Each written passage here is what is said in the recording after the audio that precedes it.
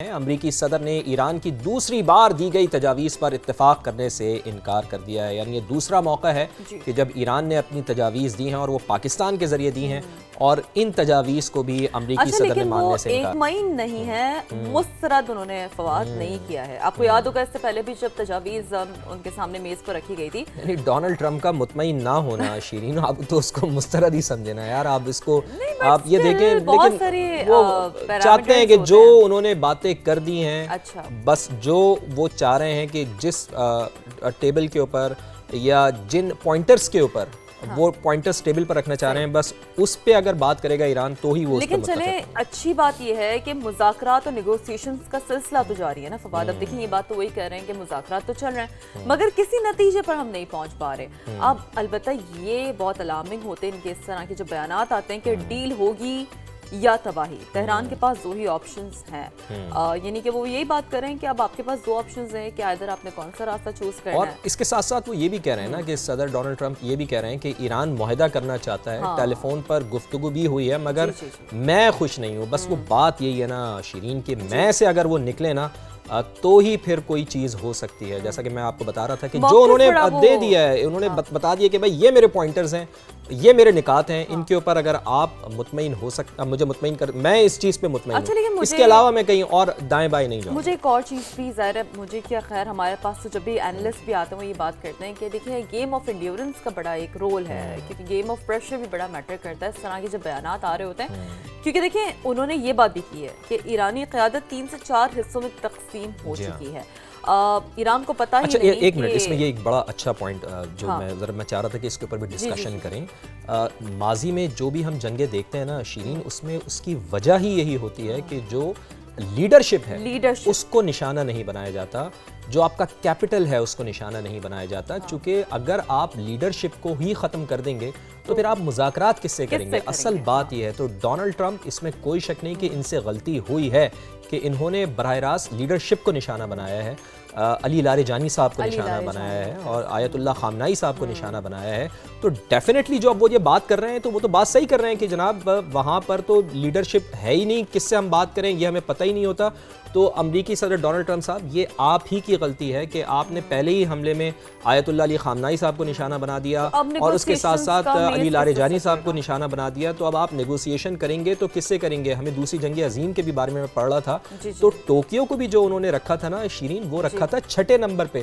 یعنی کہ جب انہوں نے ایٹمی حملہ کیا تو انہوں نے ٹوکیو کو رکھا 6 نمبر پہ. چونکہ اس کے ساتھ ساتھ انہوں نے نہ صرف کابینہ جو تھی اس وقت جاپان کی، اس کو بھی نشانہ نہیں بنایا، بادشاہ کو بھی نشانہ نہیں بنایا، صرف اس وجہ سے کہ اگر ہمیں نیگوسیشن کرنا ہوگی تو پھر ہم کس سے کریں گے. یہ بڑا امپورٹنٹ بات ہے. لیکن کیا کہنا تھا ایگزیکٹلی ڈونلڈ ٹرمپ کا، وہ بھی آپ کو سنواتے ہیں. They want to make a deal. I'm not satisfied with it. So we'll see what happens. Right now we have negotiations going on. They're not getting there. They are very disjointed. They're extremely disjointed. They're not able to get along with each other as leaders. They don't know who the leader is. Very argumentative with each other. They come back. One says one thing, one says another. They're very confused. Obviously, their country has been frankly decimated. Their Navy is gone, their Air Force is gone. Many of their soldiers, unfortunately, are gone. They've got to come up with the right deal. At this moment, I'm not satisfied with what they're doing. I mean, do we want to go and just blast the hell out of them and finish him forever, or do we want to try and make a deal? I mean, those are the options. On a human basis, I prefer not, but that's the option. وہی چیز دہرا رہے ہیں امریکی صدر کہ میں نے navy کو ختم کر دیا ہے، میں نے ایئر فورس کو ختم کر دیا ہے، لیکن اسٹل اس مسئلے کا کوئی حل نظر نہیں آ رہا ہے. اگر تو آپ نے ان کو اتنا زیادہ نقصان پہنچا دیا ہے تو پھر جناب وہ آپ کے سامنے جھک کیوں نہیں رہے؟ سوال تو یہ ہے شیرین. جھک نہیں رہے، لیکن تجاویز انہوں نے ضرور دی ہے. اور جو ایک ثالثی کا ایک پراپر پروسیس ہے ایران فالو کر رہا ہے، وہ مذاکرات کا جو ایک پروسیس ہے وہ فالو کر رہا ہے. ایران نے پاکستان کے ذریعے امریکہ کو نئی تجاویز بھیجوائی ہیں اور یہ بھی آپ کو بتایا ناظرین کہ انہوں نے واضح کر دیا کہ واشنگٹن سے مذاکرات میں باضابطہ ثالث پاکستان ہی ہے. آپ دیکھیں یعنی کوئی اور ملک نہیں ہے، اور کوئی ملک ہو ہی نہیں سکتا. ظاہر ہے دیکھیں ہم یہ نہیں کہہ رہے، بات یہ ہوتی ہے کہ امریکہ اور ایران دونوں کا ایک موقف ہے کہ اس تمام تر معاملے میں اگر کوئی نیوکلیئر ہے، اگر کوئی اس حوالے سے نیوٹرل ہے، اگر کوئی اس حوالے سے بہتر طور پر सालिस का रोल निभा सकता है वो सिर्फ और सिर्फ पाकिस्तान। क्योंकि देखें जी, सऊदी अरब ने भी मना कर दिया, कतर ने भी मना कर दिया, और इसके साथ साथ मिस्र को तो ईरान खुद ही नहीं चाहता कि वो सालिस का किरदार अदा करे। पीछे बच जाता है टर्की है, तो टर्की की जानिब से भी अब कोई इतनी वाज़े डायरेक्शन सामने नहीं आ रही थी। तो यही वजह है कि पाकिस्तान का किरदार इसमें बहुत ज़्यादा अहम है। और ऐसा नहीं कि पाकिस्तान के पास अपनी चीज़ें नहीं है, ऑफ कोर्स है, लेकिन पाकिस्तान चूंकि खित्ते के में अमन का दाई रहा है हमेशा, और हमेशा से रहा है, तो ये बड़ा ज़रूरी रहा है कि पाकिस्तान का जो मौक़िफ़ है वो अब पूरे आलमी दुनिया में उजागर होकर सामने आ रहा है। तर्जुमान वज़ारत ख़ारजा इस्माइल बक़ाई उनके जो हैं, उन्होंने कहा है कि बहुत से ममालिक भी सालिसी में मदद के लिए तैयार हैं, बातचीत का फैसला किया तो सबको आगाह कर देंगे। डायलॉग में अव्वलीन तरजीह जंग का खात्मा और पायदार अमन का क़याम ही है। इसके अलावा वॉल स्ट्रीट जर्नल की जानिब से भी कुछ चीज़ सामने, उन्होंने ईरानी तजावीज़ की जो डिटेल्स हैं वो बेसिकली सामने रखी हैं। जो वॉल स्ट्रीट जर्नल जिसका आपने जिक्र किया, तो ईरान ने हमले रोकने की ज़मानत और मुहासरा ख़त्म करने के बदले अपना हुरमस खोलने की पेशकश की है। ये वो तजवीज़ है जो सामने आई है, ईरान के वॉल स्ट्रीट जर्नल ने रिपोर्ट किया है।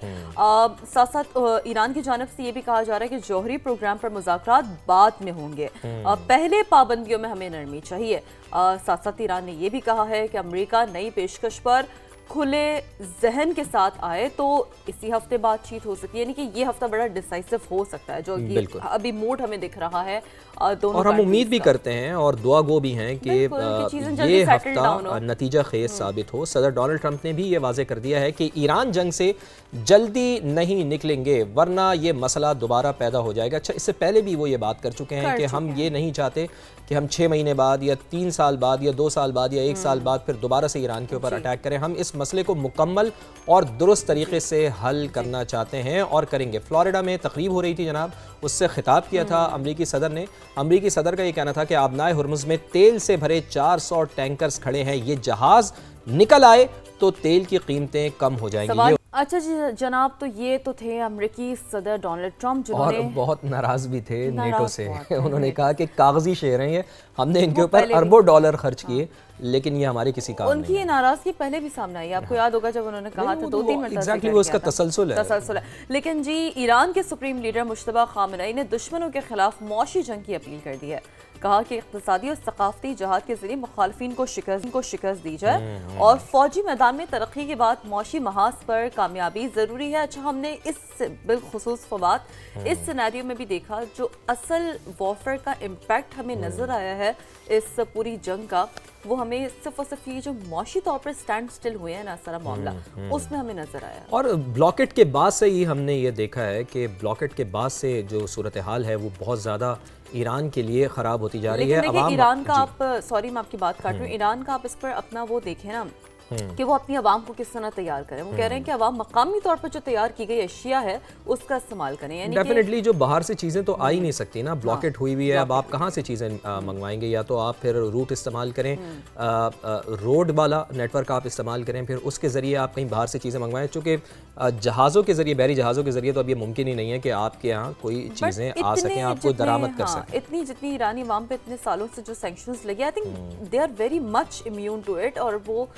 कर भी रहे हैं तौर पर बनी हुई चीजें। तो जी अमेरिकी सदर डोनाल्ड ट्रंप की एक बार फिर बात कर लेते हैं, क्योंकि उन्होंने एक बार फिर वजीर आज़म पाकिस्तान शहबाज शरीफ, उनकी गुफ्तगू मुकम्मल नहीं होती जब तक वो मियां शहबाज शरीफ और फील्ड मार्शल का तस्करा ना कर लें, उनकी तारीफ ना कर लें, जब तक उनकी गुफ्तगू मुकम्मल नहीं होती है। क्या कहा है उन्होंने, फिर आप फवाद वो भी बताएं। हाँ जी हाँ, उन्होंने ये कहा है कि दोनों शख्सियात की मैं बहुत ज़्यादा इज्जत करता हूँ। डोनाल्ड ट्रंप ये कह रहे हैं वो हमारे साथ मिलकर काम कर रहे हैं, तो ये भी एक बड़ा कॉम्प्लीमेंट है कि दुनिया को जंग से बचाने के लिए, दुनिया में अमन कायम करने के लिए वज़ीर आज़म पाकिस्तान मियां शहबाज शरीफ और फील्ड मार्शल हाफिज़ सैयद आसिम मुनीर हमारे साथ मिलकर काम कर रहे हैं। तो सुनिए किस तरह उन्होंने तारीफ़ी कलमात, तौसीफ़ी कलमात फील्ड मार्शल के बारे में और वज़ीर आज़म पाकिस्तान के बारे में अदा किए।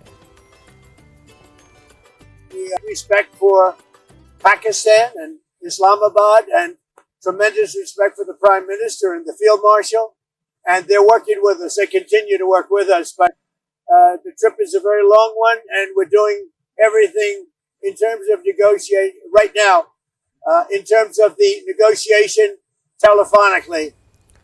तो जनाब ये तारीफ़ तो चलती रहेगी और डोनाल्ड ट्रंप के दिल में घर कर लिया है फील्ड मार्शल और इसके साथ साथ वज़ीर आज़म मियां शहबाज शरीफ ने। लेकिन इस वक्त जो आलमी मंडी में तेल की कीमतें हैं क्या कम हो रही हैं या बढ़ रही हैं, ये भी आपको ज़रा क्विकली बता देते हैं। तो आलमी मार्केट में तेल की कीमतें कम होकर भी तेल यानी कि पेट्रोल महंगा हुआ है। 2 से 3% तक कमी के बाद अमरीकी खाम तेल $102 फी बैरल के आसपास ट्रेड कर रहा है। बरतानवी क्रूड ऑयल के बारे में बरतानवी ब्रेंट क्रूड का भी स्टैट जल्दी से आपसे शेयर कर लेते हैं। $108.17 तक पहुंच चुका है।